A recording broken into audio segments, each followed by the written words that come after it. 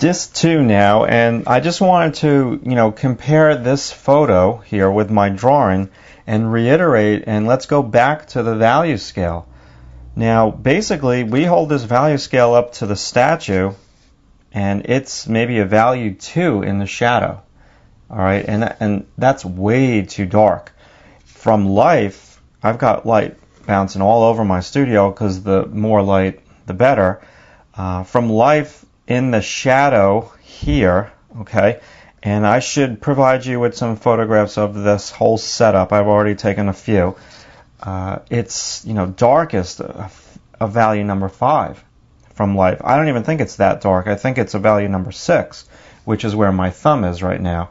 So I'm keeping in mind when I start my shading that I'm going to not have too much black here.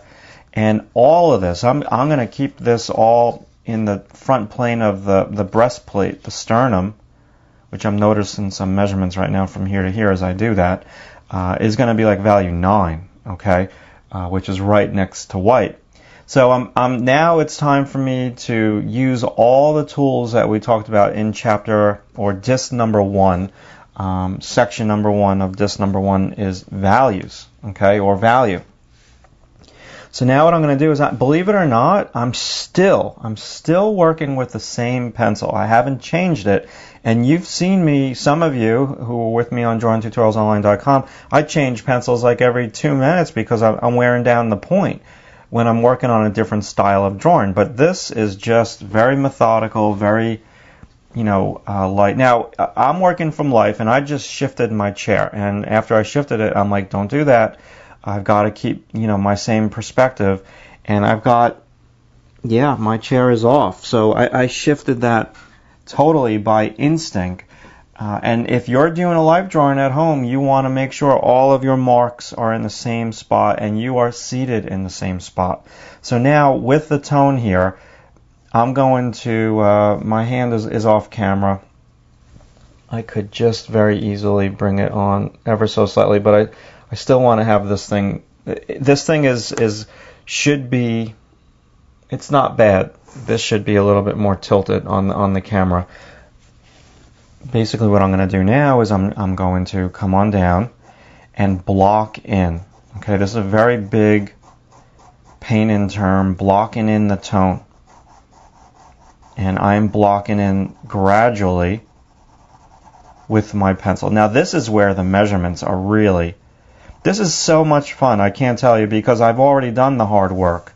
The shading to me is not hard work. The shading to me is just fun. Because that's what one of my, skills is, that I consider myself a painter. More so, that's what I trained doing first. I trained myself to become an illustrator, and that was through doing oil painting. And so I really learned how to draw through illustration jobs. And I learned how to draw by looking at photographs and matching values. And so that's my skill. The rest of it, the gesture line and all that, that came after I learned how to paint and I learned how to draw. So as soon as I do that, voila, you've got a solid, structured, form-lit cast. Now, we've got a long way to go with the tone.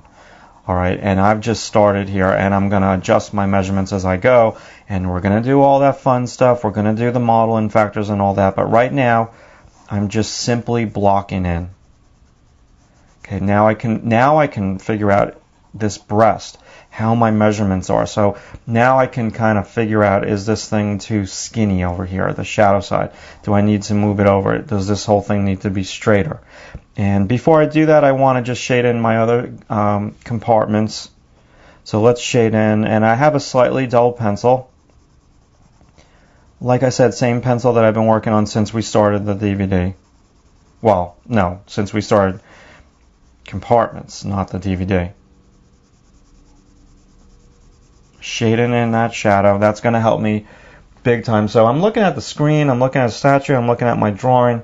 Something's not 100% right, and I don't know what it is just yet, but I'm going to tweak it as I go.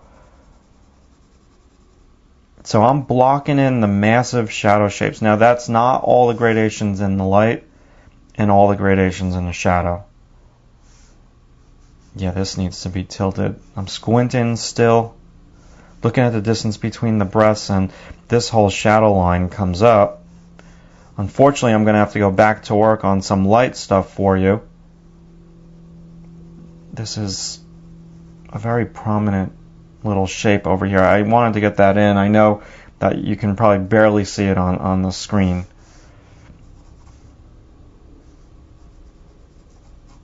Turn this cylinder. Before we go there, I want to get in a couple more prominent shadows down here. So this is all underplane in the light.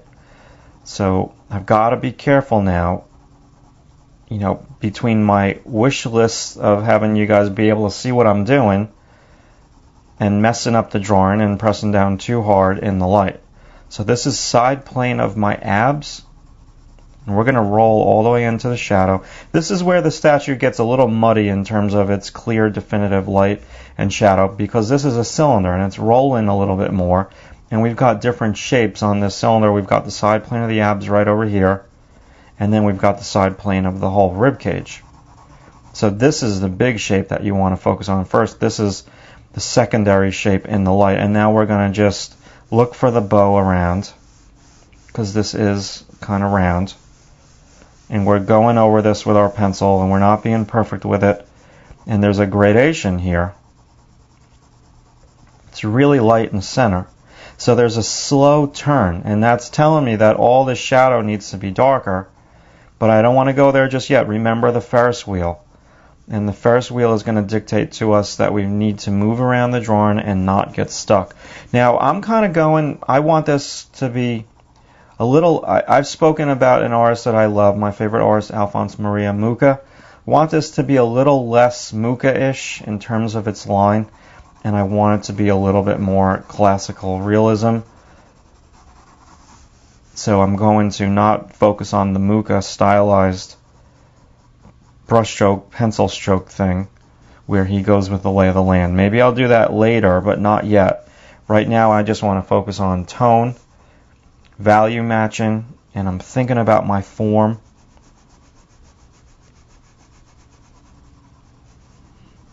And this is where that exercise that we did, where I made you match the values, is so important, because I asked you to match the value scale or the gray scale. And if you could match value number 9, which is right next to white, you're probably having a hard time right now because you're heavy-handed, and so this is making you struggle a tad.